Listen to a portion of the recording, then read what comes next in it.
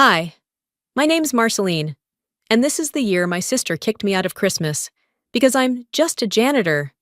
Not because I caused a scene, not because I forgot to RSVP, but because I didn't fit the image she wanted to present. They smiled for family photos while I stood outside, pie in hand, wearing the coat I gave her. The same coat she once called too cheap to wear in public. I paid her tuition. I paid their mortgage. I kept the lights on, quietly. But the moment I stopped paying, I wasn't family anymore. And that's when I decided to stop being invisible. What happens when the person you've been funding pretends you don't exist? What would you do if you were me? I pulled up to my parents' house just before 6, gripping the pie dish on the passenger seat like it was the only thing holding me together. The lights on the roof blinked in rhythm, synchronized and perfect. Nothing like how I felt. There were 2 catering vans in the driveway. 2. So much for just family this year. I parked 2 blocks down, same as always. Mom had a thing about guest parking making the front lawn look messy. As I walked toward the house, the smell of clove and roasted ham drifted into the air, blending with the sharp cold of December. I adjusted my jacket, a plain navy windbreaker, with my work badge still clipped to the zipper. I hadn't had time to change after my shift ended at 3. It was either bake the pie or iron something festive. I figured the pie would matter more. Apparently, I figured wrong. Delilah stepped out onto the porch the moment she saw me. Her eyes went straight to the badge, then flicked up to my face like she'd just spotted an uninvited reporter. "Hey, could you, use the back entrance?" she said, keeping her voice low and smile frozen. I stared at her. "What?" "The back door," she repeated, glancing over her shoulder. "Dorian's family is already here. I just think it's better if they don't see you in that. You know how image-conscious they are." I stood there, pie in hand, not moving. Her words didn't hit me all at once. They trickled in slowly, like a leak you don't notice until the carpet's soaked. "I'm your sister," I said. No anger, just facts. Delilah shifted, clearly uncomfortable. "It's not about that. You always help in the kitchen anyway. I thought it would just be easier." That's when Mom appeared. Perfect timing, as always, when someone needed rescuing, from me. "Marceline," she said with that bright, brittle tone she used on Facebook Live, "Delilah's under a lot of pressure tonight. Just help from the kitchen, like you always do. Let's not create tension, okay?" Like I always do. The words landed harder than they should have. Like I was an employee who forgot her name tag, not someone who'd once donated plasma to keep our lights on. I looked down at the pie, pecan, with toasted bourbon glaze, and handed it over. "Here," I said. "Enjoy." Mom took it like I'd just delivered a catering order. No hug, no thank you, nothing. Behind them, through the glass door, I could see Dorian's parents laughing with Dad by the fireplace. The whole house glowed, but none of that warmth reached the porch. I turned around and walked away. By the time I reached my car, the cold had crept through my jacket, but I hardly felt it. I sat there in the driver's seat, engine off, hands on the wheel, just breathing. They made room for caterers, valet, photographers, but not me. The driveway was for people who mattered. I remembered the tuition transfer I made last September, $4,500 from my savings. Double shifts, no vacation days, eating cereal for dinner so Delilah wouldn't have to pause her pre-law semester. I never asked her to thank me. I just didn't think she'd erase me. A thought pushed through, slow and steady. I'm the janitor they don't want in the family photos. But I paid for the backdrop. My phone buzzed once with a text from a coworker. Holiday memes and a "hope you're doing okay." I didn't respond. I just sat there, watching the frost grow on the windshield. At some point, I pulled out of the neighborhood. I didn't rush. This was the last time I'd show up for people who only noticed me when something broke. I didn't even make it past the stop sign at the end of the block before I turned the car around. Not because I wanted back in. That part of me had already gone quiet. But I'd left the pie behind. No, not the one I handed to Mom. The other one. The backup I'd kept in the passenger seat, just in case Delilah forgot to make room for mine in the fridge like last year. I wasn't going to eat it. I couldn't. Not after that. So I parked again, this time farther down, behind the neighbor's hedges where no one would notice. The air had turned sharper. I wrapped my arms across my chest and walked toward the back of the house, the kitchen side. Quiet, careful, like I'd been trained to move around them unseen. When I got to the porch, one of the caterers cracked the door. I handed the pie over without saying anything, just gave a nod. He thanked me with a puzzled look. I guess I didn't look like a guest. Or maybe I did, just not the right kind. Instead of walking off, I hesitated near the entryway, just outside the dining room, where the light spilled through the curtains. I stayed in the shadows and listened. Inside, the clinking of glasses and that too polite laughter filtered through. I heard Dorian's mother, light voice, southern accent, ask, "Is that your sister, the girl by the side door?" Delilah didn't even pause. "Oh no," she said, sounding sweet and casual, like she was brushing lint off her sleeve. "She's extended family, grew up around us, not really close." Not really close. I didn't breathe. Just stood there, perfectly still. I felt my hands go cold. My feet were already numb, but this, it sank lower. Extended family. She could have said co-worker, and it would have landed softer. But sister? That word had vanished. I stepped back from the window. My heart wasn't racing. It wasn't breaking. It just steadied.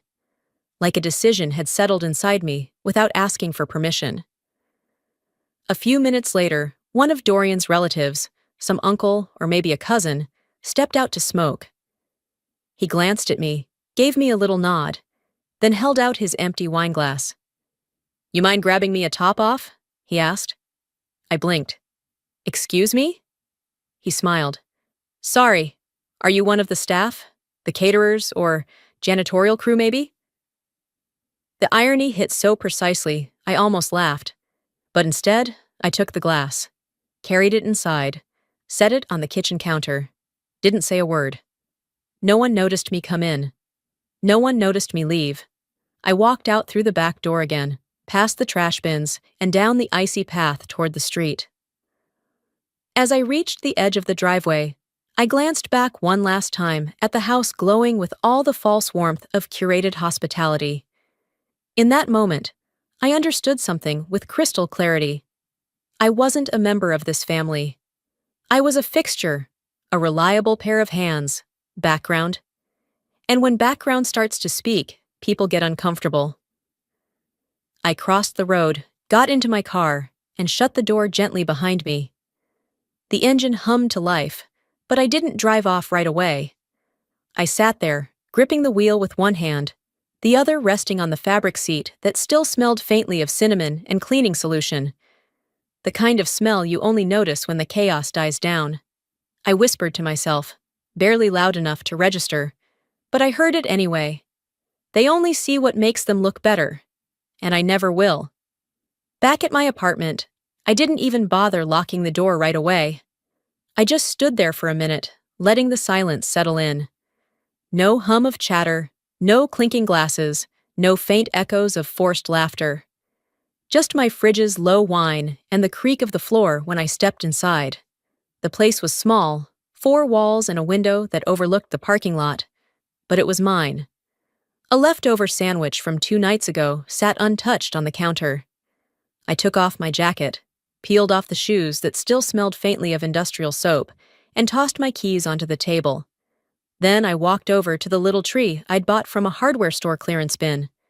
It was fake, barely 3 feet tall, and still had the plastic price tag dangling from one of its bent branches. I sat on the floor, leaned back against the edge of my couch, and opened my phone. One notification after another.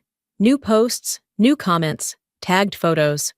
Curiosity got the better of me. I tapped through. There they were.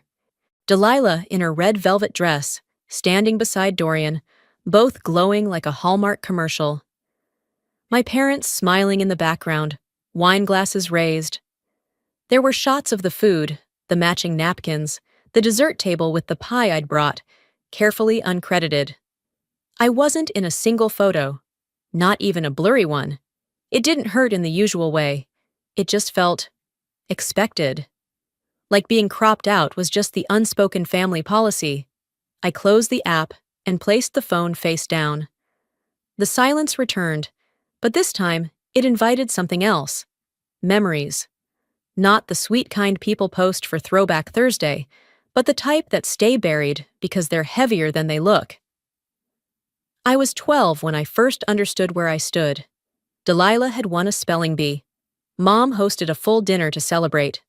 Balloons, a cake from that overpriced bakery downtown. She even invited the pastor and his wife. That same week, I placed second in an essay contest run by the city sanitation department. Something about environmental awareness. No one said a word. I'd brought home the certificate, stuck it to the fridge with a magnet, and watched it slowly get covered by grocery lists and pizza coupons. At dinner a few nights later, I tried to talk about it. Dad had interrupted me mid-sentence, said, "Let Delilah speak first. She has more important updates." That was the night I stopped bringing things home. Back in the present, I stood up and walked to my desk. Pulled open the drawer where I kept old tax files and scanned receipts. Near the bottom was a thin folder, one I hadn't looked at in months. Inside was a copy of the first payment I ever made toward Delilah's college tuition, $500, wired directly to the university's account. I'd worked 2 overnight shifts to make that happen, skipped lunches, borrowed gas money from a coworker, and still made it on time. No one ever asked who paid. No one wanted to know. As her semesters piled up, so did my hours. I took on back-to-back shifts, picked up extra gigs cleaning Airbnbs, even started a side YouTube channel, cleaning tutorials, night shift routines, budget cooking in a janitor's kitchenette. It took off more than I expected. Not viral, but steady. That money didn't go toward vacations or new clothes. It went to books she never thanked me for. Rent she never mentioned. Wi-Fi that powered the FaceTime calls where she told her friends our parents were getting her through school. She never said my name. I walked back to the kitchen and poured a glass of water. The cup had a chip on the rim, but I knew where to sip. I leaned against the counter and let my eyes drift toward the front door. That house almost wasn't theirs anymore. 2 winters ago, after Dad's last business closed and the bills started stacking up, they nearly lost it. I'd overheard Mom on the phone, begging the bank for an extension. That night, I sold my car, my only real asset, and wired $12,000 to cover the mortgage arrears. The bank statements listed my name, but in the family group chat, Mom wrote, "We were blessed just in time. God provides." And I let her have that, because saying otherwise would have made me look like I needed credit. I didn't. I just didn't want to be invisible. I carried the water to the couch, sat down, and opened my laptop. The screen glowed as it came to life. My desktop wallpaper was a picture of a blank whiteboard, clean, empty, ready. I opened a document and typed one sentence. I was never the disappointment. I was just the one they never truly looked at. I didn't know yet what I was going to do next. But whatever it was, it wouldn't be silent anymore. I didn't sleep that night. I lay on the couch with my laptop screen still glowing, the cursor blinking like it was waiting for me to type something else. But I had already written what mattered. I had nothing more to add. Not yet. By the time the sun finally came up, casting a faint orange stripe across the window blinds, I had made one decision. I wasn't going to beg to be seen anymore. If they wanted to erase me, I'd give them something they couldn't pretend wasn't there. That afternoon, I went through my closet. Not because I was reorganizing or purging clothes like the influencers always suggest. No, I was looking for something. Tucked in the back behind old uniforms and a spare winter coat was a gift bag I'd never given. Inside was the laptop I'd bought Delilah for her sophomore year. It had been on sale, and I'd used part of my first YouTube payment to get it. She needed something lighter, faster for her internship applications. At least, that's what she'd said.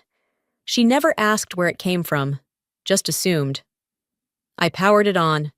The password was still saved, my old email tied to the purchase. I opened the browser, out of habit more than anything, and saw her Instagram page open in one of the tabs. There she was, holding that same laptop in her arms, posted 2 nights ago. The caption read, "He knows me so well. Thank you, Dorian." I stared at the screen. My thumb hovered over the trackpad for a long time. Not because I was shocked, but because I wasn't. Not even a little. I closed the laptop slowly. Then I picked up my phone. A new notification pinged from a group photo I had been tagged in. Well, not me, technically. Just the top of my head, partially cropped, in the corner of a wide shot of the Christmas table.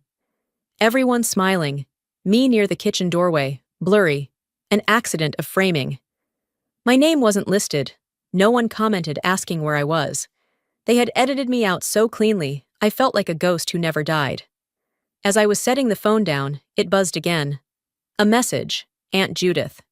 "Your mom said you didn't feel like joining the party this year. Hope everything's okay. You were missed." I blinked. The wording wasn't what hurt. It was the certainty, the casual lie, the rewrite of reality. I didn't reply. I didn't need to. Instead, I opened my notes app and typed one sentence. They rewrite the script while I'm still acting in the scene. It wasn't dramatic. It was a fact. That evening, I sat at my desk and drafted an email. I didn't rage. I didn't accuse. I attached a PDF, a summary of every tuition payment I had made since Delilah's freshman year. Clear, itemized, date-stamped, no commentary, just data. In the subject line, I typed, "Just so you know," and in the body, "Thought you should be aware of who actually paid for your Wi-Fi." Then I scheduled it, to send 1 week later. Not immediately, let it sit. Let it land at the right time, like a subtle ripple before a shift. After closing the draft, I logged into my YouTube dashboard. One of my recent videos, Cleaning Routine, Overnight Hospital Shift, had just passed 2 million views. I read through the comments. "You remind me to stand tall in my small job." "My mom's a janitor too. You make her feel seen." "You changed how I talk to the custodial staff at my kid's school. Thank you." I didn't cry, but I did smile. It wasn't pride. Not yet. Just a quiet exhale. The kind that comes when someone, somewhere says, "I see you." I whispered to the screen, "They can erase my name, but they can't unwrite the receipts." I looked at the date on the corner of my screen. December 26th. I set an alarm on my phone for January 1st, not to ring in a new year, but to make a decision. One that had been forming, quietly, ever since someone handed me a wine glass and mistook me for the help. This time, I'd be choosing myself, and I wouldn't need permission. I didn't hear the alarm when it went off on New Year's morning. My body was awake before my phone even buzzed. That kind of stillness, the kind that arrives when a decision has finally landed, doesn't need reminders. I got up, made coffee the way I always do, cheap beans, no cream, and stared out the window at the quiet street below. A new year, but not a new me. Just a clearer one. That afternoon, I was halfway through mopping the kitchen floor when my phone lit up with a text. From Dad. I hadn't heard from him since before the holidays. "Let it go, kid. Don't make this bigger than it is. She's young. You know how Delilah gets." "No. How are you?" "No. I'm sorry." Just a tap on the shoulder from a man too scared to stand between a fire and the one who said it. I read it twice, maybe 3 times. Not because I didn't understand it, but because I did. Completely. It was the same soft pressure he'd always used to keep me in my place. Passive, quiet, and expected to disappear so others could remain comfortable. I didn't reply. I didn't argue. I just deleted the message and dropped the mop into the bucket. Later that evening, I found myself driving. No destination, just reflex. My hands knew the way. I pulled onto the same street I'd grown up on, watched the familiar porch lights flicker on, one by one. Their house still looked exactly the same, warm and composed, like a stock photo for a holiday catalog. The laughter reached me before the headlights did.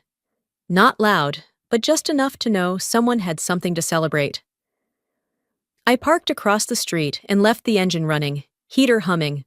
I reached for the coat on the passenger seat, an old camel-colored wool piece I'd given Delilah back in college when she came home freezing without a winter jacket.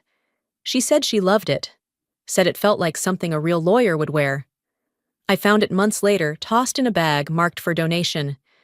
I pulled it tighter around me now. It didn't fit perfectly anymore, too loose in the shoulders, worn at the seams. But it was mine again, and maybe it always had been. I got out and stood across the street, hands in my pockets, breath fogging the air. I didn't go to the door. I didn't need to. I just stood there, watching the silhouettes move behind the curtains. Dad in his recliner. Mom pacing with a wine glass, probably telling someone a story where I was the troubled one. I didn't feel small anymore. I felt separate, and that difference mattered. Back in the car, I opened my email and scrolled down to the draft I'd been working on for days. It wasn't long, just 3 lines and a PDF attachment. Subject, no longer invisible. Body, effective immediately, all future tuition support has been terminated. See attached for payment records. I clicked send. There was no dramatic music, no tremor in my fingers, just a subtle shift, like pulling a thread from the hem of a garment you've worn too long. It was done. Driving home, the streets were quiet. Boise always fell into this sleepy, breath-held silence on nights like this, right after fireworks and before the new resolutions started sounding hollow. I pulled into my building's lot, climbed the stairs, and found a small white envelope poking out of my mailbox. No return address, just my name, written in handwriting I vaguely recognized. I opened it once I was inside, coat still on. It was from a woman I used to work with at the hospital, one of the senior janitors who retired last fall. She'd followed my cleaning channel. "You made me feel proud of what I did.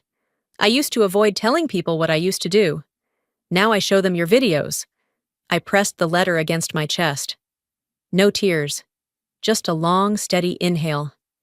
This was validation not rooted in guilt or manipulation. This wasn't someone trying to shape a narrative around me. This was someone who saw me, exactly as I am, and said, "Keep going." I sat down at my desk, phone buzzing again. I glanced at the screen. Delilah. One text. "What did you do?" I didn't open it. I didn't need to. I set the phone face down and walked to the kitchen, poured another cup of coffee, and took my time drinking it. The coffee had gone lukewarm in my hands by the time the sun slipped through the blinds. I'd left the phone on the counter, untouched, face down, still vibrating every hour or so with another call or message.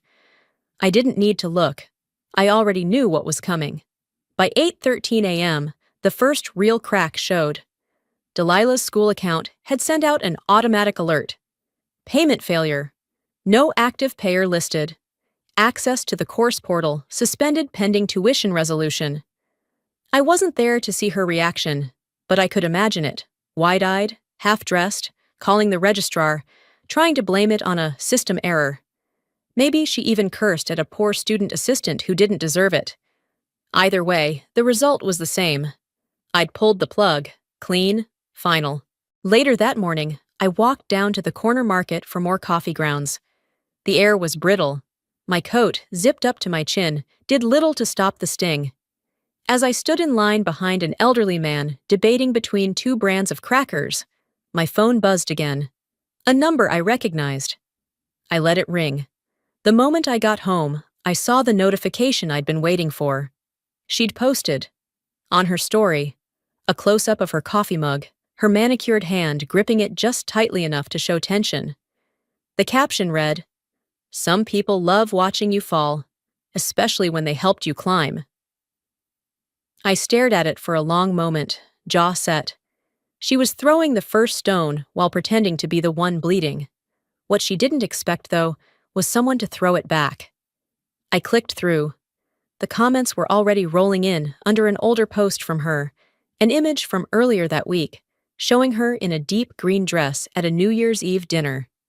Caption: Gifted. He knows me so well. That dress. I knew it instantly. The shimmer in the fabric, the cut of the waistline. I remembered steaming it carefully 2 years ago, making sure there were no wrinkles for her internship interview. I bought it with a store coupon and tip money from 2 overtime shifts. She never thanked me for it. Now it was rebranded as some grand romantic gesture from a man who barely knew her wardrobe. And that's when the first comment hit. Wait, isn't this your sister? It came with a screenshot. My face, paused mid-frame from one of my cleaning videos, recognizable now. My handle tagged. The internet never misses. Then another. Didn't you say you were on scholarship? A third. This feels messy. The spiral had begun. Meanwhile, I sat on my couch, freshly showered, wrapped in the same robe I'd had for years. I opened my YouTube analytics. Numbers climbing. A new wave of subscribers from a Reddit thread I hadn't known existed. One comment stood out. I used to be ashamed of working night shifts. You changed that. Another. I sent your video to my daughter. She cleans hotel rooms between nursing classes. You made her proud. I closed the laptop. I wasn't doing this to prove anything to Delilah or to our parents. I didn't need their approval anymore. But their silence, their calculated, polished, cold silence, had cost them something they couldn't buy back. Dorian hadn't said a word yet. He hadn't posted, hadn't commented, but I noticed he'd unfollowed her on Instagram. Small things speak volumes. Then, as I started wiping down my desk, my phone buzzed one more time. Dorian, just his name. No message yet, no context. I stared at the screen, thumb hovering but unmoving. I didn't know if I'd answer, but for once the choice was mine to make. The name still hovered on my screen long after the buzz faded. Dorian. I didn't touch it. Not because I was afraid of what he'd say, but because I already had a feeling I knew. Whatever version of events Delilah had shared with him was probably unraveling by now. Slowly, quietly, the way half-truths tend to fall apart under their own weight. I left the phone face down again, walked back to the sink, and rinsed the last coffee cup. I wasn't cleaning for comfort anymore. I just needed movement, something to fill the space that used to be silence. The call came around noon the next day. Delilah. Again. This time, I answered. Her voice hit me immediately, sharp, high-pitched, already breathless. What the hell is wrong with you? I didn't say a word. You cut off my tuition? Without even telling me? Are you serious right now? What kind of person does that to their own sister? Still, I waited. Let her keep going. You just blindsided me. I had meetings lined up, deadlines, internship prep. You've ruined everything. Do you even care what this does to me? I let her spiral for 20 seconds, maybe more. Then I cut in, calm as ever. That's funny, I said. You didn't use the word sister when you were talking to Dorian's mother. Remember that? Silence. Then came the tone I knew too well. The switch flip, the performance. Look, I was trying to protect you. You know how people judge. It wasn't personal. I almost laughed. You mean it wasn't personal when you called me extended family? When you let me stand outside while you played hostess with the dress I bought and the degree I paid for? You're being dramatic, she snapped. This isn't about a dress. This is about you being petty and vindictive. Delilah, I said evenly, you're not owed what you erase. She hung up. Not slammed, not dramatic. Just a soft click, which somehow stung more. A few hours later, the group messages started. I wasn't in them, but I saw the ripples. Screenshots forwarded from cousins. She's going through something, probably mental burnout. From my aunt. Don't believe what you're seeing online. She's making us look like monsters. Even Mom chimed in. We've always supported her. This must be about something deeper. I'll call her privately. They never did. What they did do was quietly rally behind Delilah. Aunts, uncles, even second cousins I hadn't spoken to in years began unfollowing me, one by one. No confrontation, no questions. just the soft dismissal of people choosing comfort over truth. By the next morning, my DMs were full of strangers. And then, one message, different from the rest. I was there that night. I saw what happened. I just didn't know how to step in. Yorha. I blinked at the name. Yorha. Delilah's old college roommate. She followed with a photo. It was from Christmas Eve, me standing near the coat rack, holding the pie dish. Face half-turned, mid-step, expression unreadable. She'd taken it without me knowing. The caption read, "She looked like she wasn't even invited to her own family." I stared at that image longer than I expected.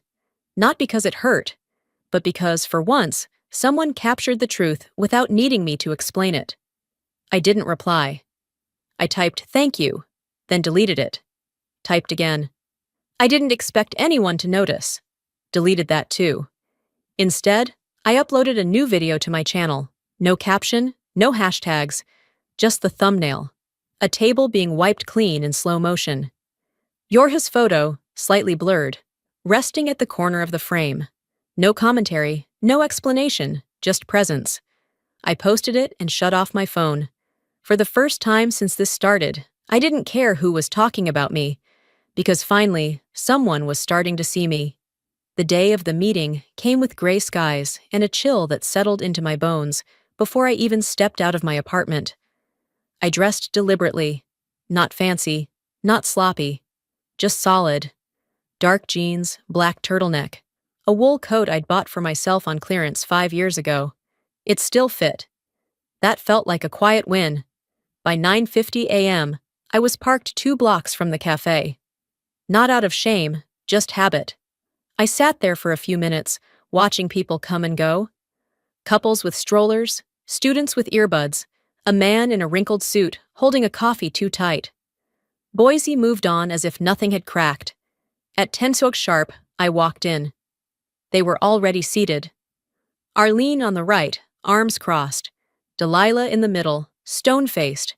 And Dad, Luther, flipping through a menu he had no intention of ordering from. No one stood up, no hugs, just polite silence, like I was a vendor they were waiting to scold. The table was set with quiet hostility.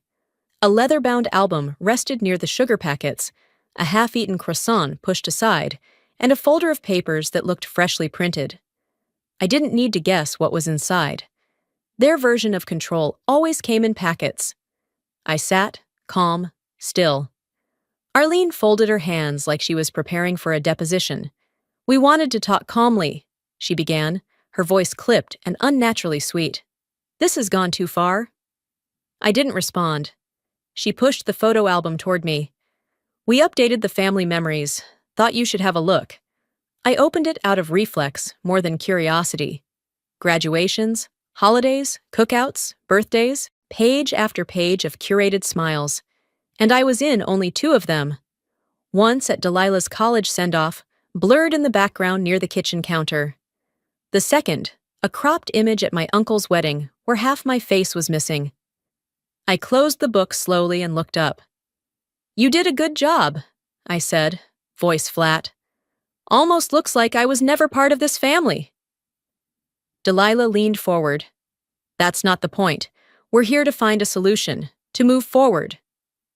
"Forward for who?" I asked. Arlene sighed, trying to keep her tone neutral. "This bitterness doesn't suit you. You've always been quiet, responsible. Let's get back to that." That word, responsible, landed heavier than she realized. It wasn't praise. It was an expectation. A leash. I reached into my bag and pulled out a white envelope, placed it directly in front of Delilah. I brought something too. Inside were copies of every tuition payment I'd ever made, statements from the bank when I covered the mortgage, screenshots of her Instagram post about the dress. On top of the stack, a letter. It read, "Visibility isn't something you earn. It's something you stop giving away. No dramatics, no raised voice." I let the paper do the speaking. They flipped through the pages. Arlene's mouth moved slightly, like she wanted to say something but couldn't find a script. Dad looked at the table like it might rescue him. Delilah's expression didn't crack. but her knuckles went white as she gripped the envelope. Finally, Arlene broke the silence. "So, this is it? You're just going to walk away?" I nodded. "I was never invited to stay. I was tolerated." Delilah's tone sharpened. "You'll regret this when the world forgets about you." I stood slowly, buttoning my coat. "I don't need to be remembered by people who never saw me to begin with." I walked out. No slamming chairs, no tears. Outside, the wind had picked up. I paused on the sidewalk for a second, letting the cold bite into my cheeks. Then I heard it. A small voice, maybe 6 or 7 years old. "Mom," the girl said, tugging her mother's coat. "That's the lady from the video. She cleans like magic." Her mom smiled awkwardly. "Yes, honey, I think that's her." I smiled, for real this time. Not out of vindication, just relief. Like something long overdue had finally settled. Not everyone has to clap when you leave the table. Sometimes it's enough just to stand up. The wind followed me all the way home from that cafe, rustling the hem of my coat like it had something more to say. I stepped into the apartment, dropped my keys on the counter, and stood still long enough to feel the quiet again. It was different now, less like a void and more like space, the kind you finally learn how to live in. 2 weeks passed like molasses. I didn't receive any calls. No one from the family followed up, not Luther, not Arlene. Delilah's name never lit up my phone again. And honestly, that silence felt earned. I woke up one morning, mid-January, still dark outside, and everything felt settled. I boiled water for tea instead of coffee, left the blinds closed. As I passed the envelope I'd left on the bookshelf, the one from the cafe meeting, I didn't flinch this time. I just nodded to it. A quiet agreement between me and the version of myself who wrote it. No one had opened it since. No one needed to. Its weight had already shifted something in the room. I checked my phone out of habit. No notifications. I scrolled aimlessly. Somewhere in the feed, I noticed a post from a mutual friend. A blurry group photo with a vague caption. "Life update. Some of us just need to reset." Delilah was in the background. Hood up, no makeup, not posing. Just small. The post said she'd taken a leave from school. "Focusing on mental clarity," they wrote. I didn't feel vindicated, but I didn't feel responsible either. Whatever came next for her, she'd have to own it. Just like I had to own what came after I stopped financing her illusion. That afternoon, I got an email from the local community center. Subject line, "Your voice matters." They'd seen my cleaning series, particularly the one where I filmed a night shift breakdown and quietly fixed a broken locker door with duct tape and calm. The message was simple. "We're launching a skill-building series for low-income teens. Would you be interested in leading a session?" I stared at the screen for a while, not because I didn't want to say yes, but because I'd never pictured myself being invited for something I hadn't begged to be part of. I wrote back, "Yes. Let me know what you need." Then I pulled out my old notebook and scribbled down a title for the session, "What They Don't See." Later that week, I visited the same diner I'd gone to right after Christmas. The place hadn't changed, still smelled like burnt coffee and fried eggs. The same waitress was there too, gray ponytail, tired eyes, wiping down the counter with more intention than urgency. She recognized me right away. "You're that girl from YouTube," she said, pointing her cloth at me. "The one who makes janitor work look like art." I smiled. "I just film what I do." She sat down across from me, no hesitation. "You made me feel okay about still doing this job at 52. For the longest time, I wouldn't even tell people what I did. Now I show them your channel and say, that's real work." We sat there for 10 minutes. No camera, no selfies. Just 2 women in the same uniform, one digital, one literal, sharing a moment neither of us had to explain. When I got home, I filmed a new video. No music, no editing. Just me cleaning the entryway of the community center where I'd be teaching next week. Scrubbing baseboards, replacing trash liners, straightening chairs. At the end, I set up the chairs in a circle, one by one, deliberately. Voiceover came later, soft but certain. I used to think I had to earn my seat at the table. Now I build new tables, and I clean them myself. The screen faded to black, and the sound of a mop gliding over tile carried us out. Before we end, let me leave you with this. For a long time, I thought being silent was the same as being strong. I believed that if I just kept showing up, kept giving, kept holding it all together, eventually someone would notice. But the truth is, love that demands your silence isn't love. It's control. And loyalty without recognition slowly turns into resentment. If you've ever found yourself erased in a room you helped build, please know this. Your worth isn't measured by who invites you to sit. Sometimes walking away isn't about giving up. It's about choosing peace over performance. I'm not sharing this because I want pity. I'm sharing it because I want someone, maybe you, to know that it's okay to stop waiting for the applause that may never come. You can build your own table. You can sit at it alone if you need to, but do it with pride. Now, I'd love to hear from you. Have you ever had to walk away from family, not out of anger, but out of survival? Have you ever been the one behind the scenes, never fully seen? If this story touched something in you, drop a 1 in the comments or tell me what city you're watching from. If it didn't resonate with you, I respect that too. Tell me why. I want this to be a space for honest voices. And if you found value in this story, if it made you feel less alone or more understood, please consider subscribing to the channel. I'll be sharing more stories that speak to the quiet strength inside people like us. People who have carried more than anyone ever realized. Because sometimes the strongest voice in the room is the one that finally speaks.